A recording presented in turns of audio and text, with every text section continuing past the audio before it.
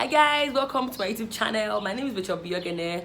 I am a YouTuber from Warri, Delta State, Nigeria. Today's our day 4 of our 11 days welcome back series.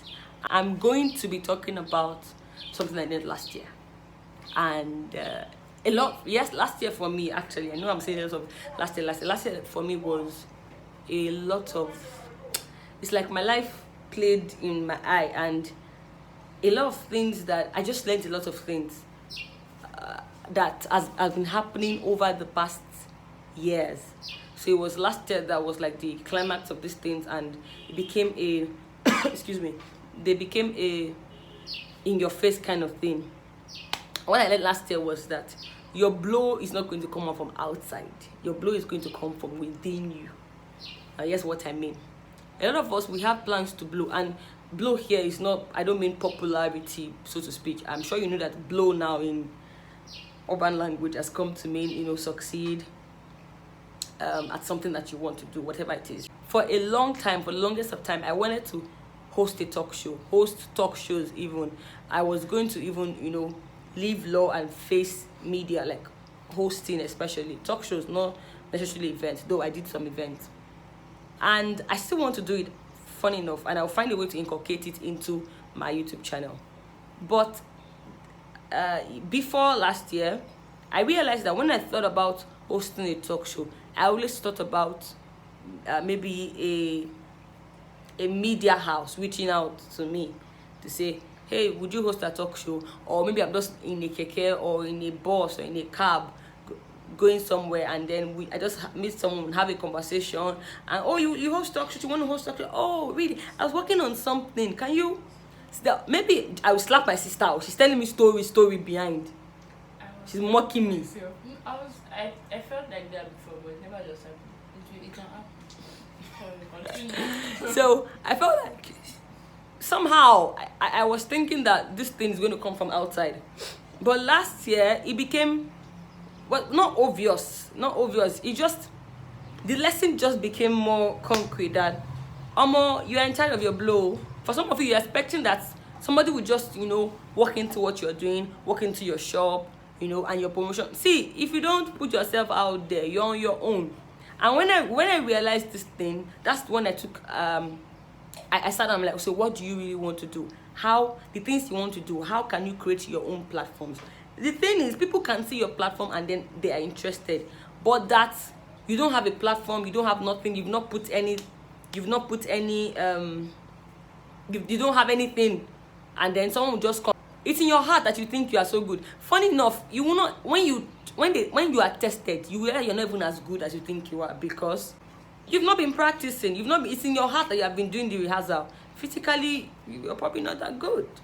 Do you understand? So it was a major lesson for me to know that my blow is going to come from within. And what that made me do is, I sat down and I said, what are all the things that you could possibly do that you want to do? Talk show is one of them. Start a YouTube channel. I'm doing your thing by yourself. Your legal career is one of them. Get a legal job, and that's I got my first legal job last year. I started to practice actually last year, and it was so, I mean, it's been a hell of a ride, but I'm here. Do you understand? Even if I'm not doing the kind of legal job I want to do, but it's what I'm doing. I'm currently doing litigation. I want to do commercial. It's a step. I would, transcend into commercial. I'm saying your blow. Stop waiting for somebody to bring your blow to you. You are going to have to blow on your own terms, on your own. People. We see people maybe on TV or out there, and you think that their blow came to them. No. While okay, even an external force would sometimes help you, they have to help you based on what you're already doing. You cannot place, there's a legal maxim, a Latin maxim that says you cannot place something or nothing and expect it to stand. You don't just sit in your house waiting for something to happen and for your blow to happen, so to speak. Do you understand? So, quick story on this. Well, it's kind of related. I'll tell you how it's related at the end of the story.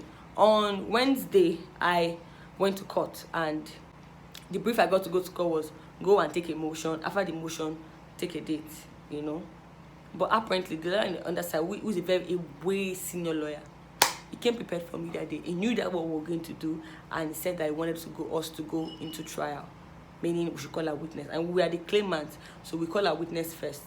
I've never done trial before, never, ever, ever. And Baba said we're ready to go. I told my Lord that, my Lord, we're not ready to go anywhere. My Lord said, when had this case been on? I told him when the case has been on. I even came to, it's not like the case was started in my front, in my presence.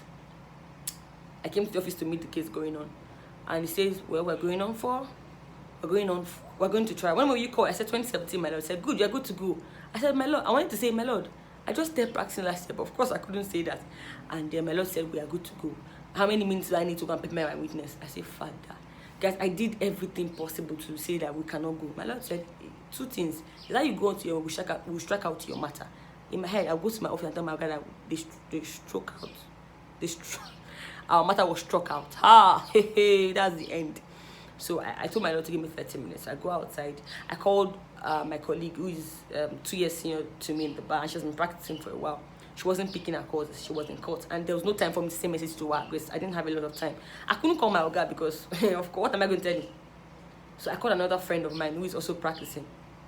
Nome, and Nome just told me this, what to do. Then I realized that I did not have the original document that I wanted to tender as evidence, and you cannot tender a photocopy of a public document. So I said, okay, maybe that's even fine. I'll tell my lawyer I don't have the original document. Maybe you allow us, go home. So I came to court, which by this time already I was already sweating, guys. I wanted to poop at the same time. I wanted to, I was sweating at the same time. I wanted to throw up. I was feeling cold. Guys, it was bloody. Like, I felt like this, hey God, I'm going good. Guys, it was bloody. I was not, but somehow I had to, just use that. Then prepped my witness, told her this, and she's very old, so you have to repeat it to her in English, in Pidgin. Our brother, a family member was there who understand more English, so that was also interpreting in Urobo. And I was telling me, don't worry, we'll do it. I now entered court. Told my Lord that after our 30 minutes, told my Lord that, my Lord, we don't have our original document. And my Lord said, tender the photocopy. Miss Biogene, tender the photocopy. Don't worry. When you come back next time, you will bring your original. Then he called the senior lawyer. He will not object. Will you object? I said, no, I will not object. As long as she brings the original. I say, hey, today is the day. Then they told my witness to come in. I told my Lord, my witness is not feeling fine, which is true. I wasn't lying. My she's not minding to come to court. My Lord said, okay, you cannot talk loud. Bring her, take her away from the witness box. Don't worry, let her come and sit close to me. I say, hey! My Lord means me today, like I meant. And they had to bring her from the witness box, which is unusual. Brought her closely to my Lord. Guys, as I was going to sit down, my sweat was increasing. What was in my mind? I should run outside because I felt like I was good. I wanted to purge. I was this close to pooing on my body. I'm like, let me just run outside and told my Lord, because I really needed to go to the toilet. I was shaking like the ground will not open. What would I do? God, this case will end in tears. My organ will start. Guys, I was just messy. Other lawyers were just trying to. And 2 lawyers even came outside to me. 2 other lawyers to tell me, just do this. Only for me to look at my file and saw that there were 3 statements of claim. I mean, what that meant was there were just a lot of. I didn't even know the one I was supposed to adopt. I sure did it. Funny enough, I did. A lawyer sent me notes on how to ask my questions.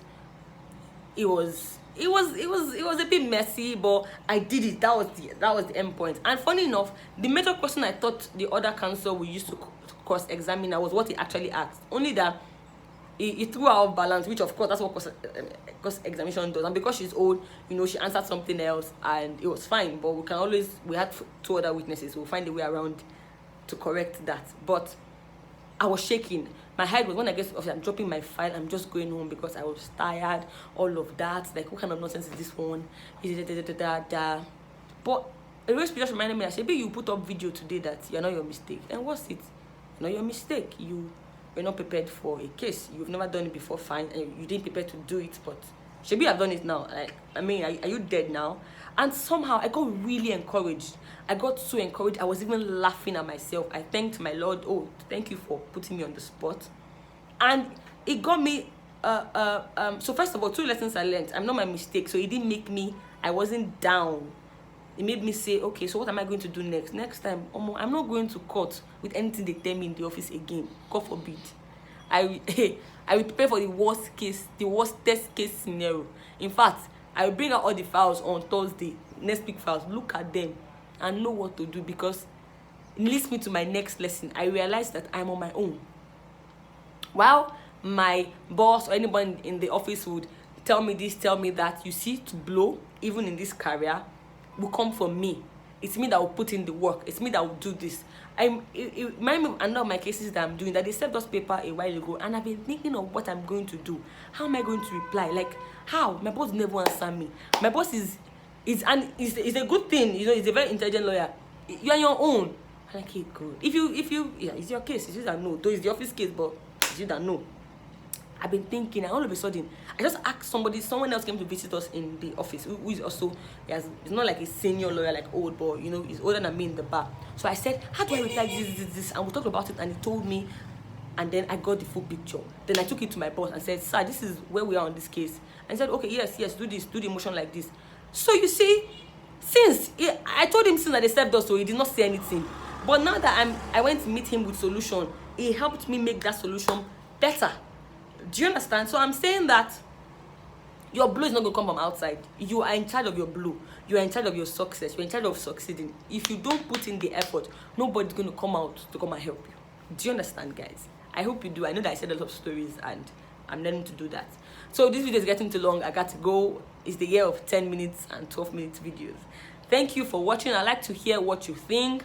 Yeah, I'd like to hear your thoughts. So bye, guys.